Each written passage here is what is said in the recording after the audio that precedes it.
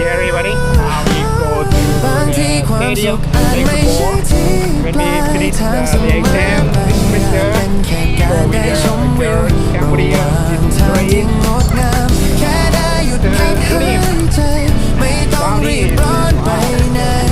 ให้ทุกก้าวที่เดินไปเป็นความทรงจำที่สวยงามบางทีความสุขอาจไม่ใช่ที่ปลายทางเสมอไปเป็นแค่การได้ชมวิวระหว่างทางเพื่อเห็นใจแค่ได้หยุดพักหายใจไม่ต้องรีบร้อนไปไหนให้ทุกก้าวที่เดินไปเป็นความทรงจำที่สวยงาม We take a photo and video คนเนาะมื้อนี้มาพบกับ2 คนทราเวลตอนนี้เขาอยู่ที่สนามกีฬาอยู่ที่ประเทศกัมพูชีนะทุกคนซึ่งเขาจะมาใส่เวลาอยู่นี้และก็มาออกกำลังกายและจะถ่ายทุกคนได้เห็นบรรยากาศอยู่ที่สนามกีฬาอยู่ที่